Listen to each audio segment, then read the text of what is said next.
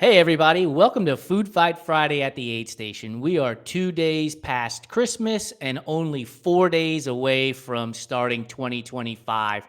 And we have a very special edition for you today. Adam Lee, my co host from Community Trail Running, is going to be given 3 food choices in which he's going to have to decide which food to eat, which food to carry, and which food to toss. Before I bring on those options for him, I want to remind you that you can find this show and 8 others on the Everyday Athlete Podcast Network, wherever you get your podcasts, as well as on YouTube. Some of you might be watching me live right now and wondering why I have my hat on this way and why I am not wearing our Run Try Bike hat. And it's because today's edition is the school lunch episode. And my guy, Steve Buscemi, and I look a lot alike, don't we? Well, how do you do, kids? Narc. Oh. So, as I said, it is the school lunch edition, and Adam's choices are going to be chicken nuggets with tater tots, rectangle pizza, and cheese zombies, which, if you don't know what they are, kind of look like this. So, your rectangle pizza, we all know, a cheese Look at zombie. this production value. Oh my God. I'm going right over Jason. I'm losing my mind here. The cheese zombie is sort of a grilled cheese, but is in more of a bread that's like a phyllo dough than regular white bread. It's a specialty, from what Lori tells me, in the Spokane, Washington, and Washington in general area. So those are your 3 food choices: the rectangle pizza, the cheese zombie, and the chicken nuggets with tater tots. And we have to set up the scene. So I am going to be racing the last person I'm still standing. just blown away. That graphic. Holy. We're going to get a sponsor someday, dude. This is happening. Production value through the roof. Oh my God. Throw your money at it now. Start writing the checks and make sure plenty of commas are in there before the decimal point. So here's your scene. I'm going to be racing at the last person standing on New Year's Eve, and it's a 1.4 mile course. And so I'm going to set it up that it is the 12th hour. So I'm going on what would be about 50 miles at this point. And now you have at the aid station your choice to eat the cheese zombie, the chicken nuggets with tater tots, or the rectangle pizza. And then you have to toss one, and one you have to carry on the 1.4 mile loop till you come back. Floor is all yours. Okay, so I'm gonna push this whole production thing immediately. Do you have the power to bring it back up? Can we look at it while we talk Sure about can. it? Oh my God. Your wish is my command. Ladies and gentlemen, holy geez Louise.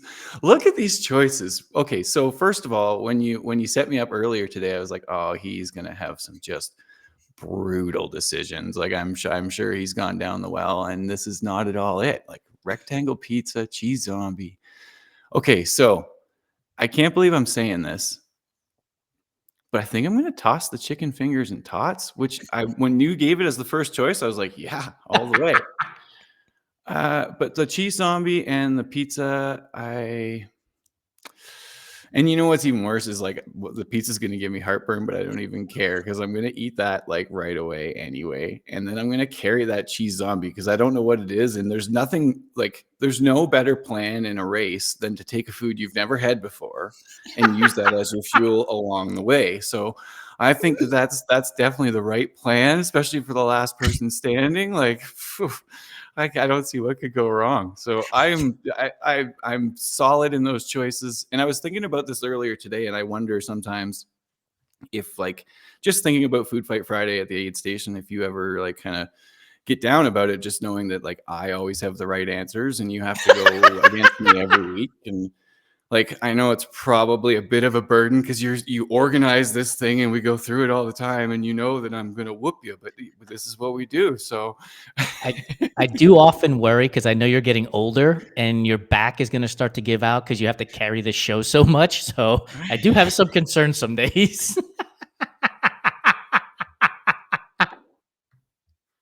But as a 51-year-old, if you need any tips on how to, keep your back strong as you carry the show throughout the rest of the rest of its life, let me know. I think we know in all reality it's your back holding this whole thing up. But I definitely appreciate it. But yeah, those are some great choices. I love the graphic. I am all in. What are you feeling for this thing?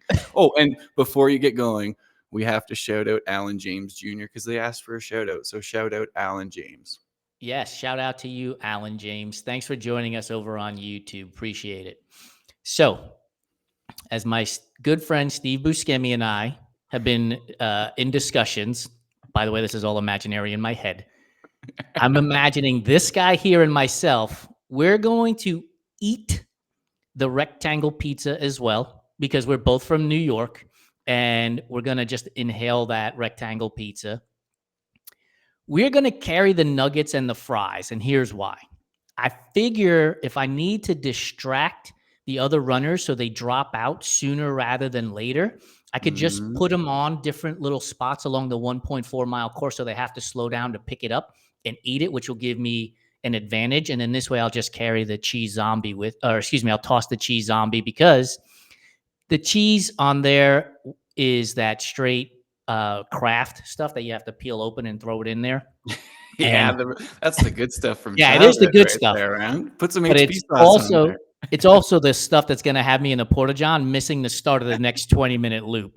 So I have to toss the cheese zombie and use the chicken nuggets and french fries to my advantage and leave them on the loop as we go by, and hopefully people will stop to pick them up and eat them and delay their process of getting through the 1.4-mile loop in 20 minutes. That's the plan.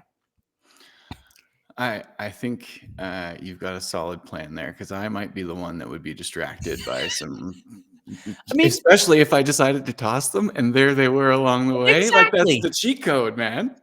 If you take the cheese zombie with you and you lay it out, people might be like, "What the hell is that?" And they'll just keep moving. But Yep. everybody knows what a chicken nugget and taters look like. I mean, it could be the perfect distraction fuel for me and set me up to win. Plus, we're 12 hours into this. Remember, we're at 50 miles, give or take, and so people are gonna want to fuel up, and they're tired of eating gels and other bars and other kinds of stuff. So, got to go with that. That's the rule for me.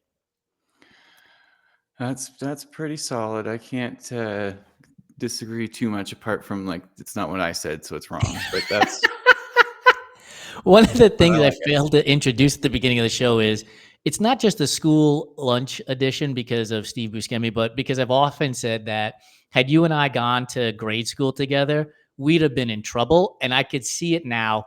It's tater tot and McNugget day, and we're on opposite ends of the cafeteria, slinging them at each other, trying to catch them Mhm. with our mouths, without a doubt. Yeah, 100%. Anything you could throw across the room would be good, and we probably wouldn't be allowed to be on the same side of the room, so we'd have to get at each other somehow or other. It would easily be detention for the rest of the year. As a matter of fact, we'll just show up to detention. Don't even Yeah, bother assigning it. We'll just yeah. be there. If I don't know if you ever had the whole, like, when you walked into the room and the teacher was like, "Oh, great, Jason, I have your desk for you," you know? Like, I think we would get a lot of that.